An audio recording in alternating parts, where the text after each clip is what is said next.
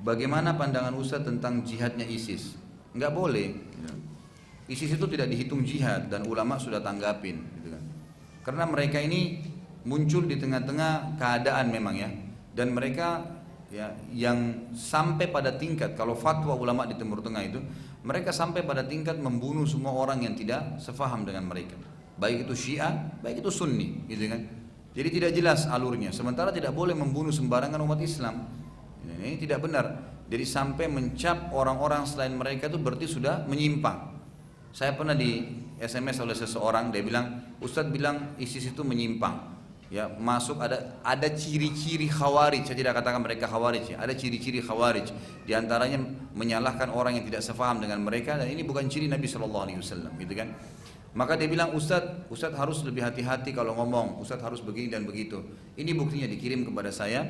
Ada cuplikan pembicaraan, ternyata ini seperti juru bicaranya ISIS, gitu kan, yang sempat ngomong, kemudian menjelaskan tentang ISIS itu apa.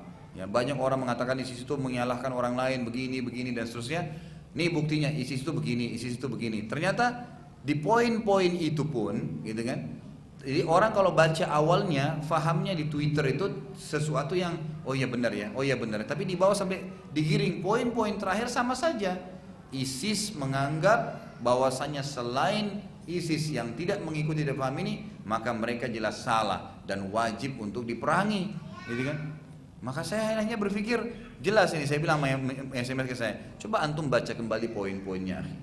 Ingat ya, kita sedang bicara masalah perilaku dan lembaga ini, bukan individu ya. Kalau ada di antara mereka insya Allah berikan hidayah kembali kepada jalur jihad yang benar, memang dengan pemerintahan yang benar, silahkan saja, itu nggak ada masalah. Tapi kita sedang berbicara tentang ada hal-hal yang keliru dari perilaku-perilaku itu. Termasuk mungkin bisa lihat cuplikan-cuplikannya, gitu kan. Seorang ulama di Mosul di Irak itu dibunuh. Ulama ini ulama Sunni dan sudah lama, mungkin 50 tahun mengabdi. Di situ kisahnya ditulis, ini ulama ini mengabdi dengan agama sudah 50 tahun tapi dibunuh, dan setelah dibunuh difoto seorang anak kecil yang ada di sebelahnya orang itu dan sambil pegang senjata.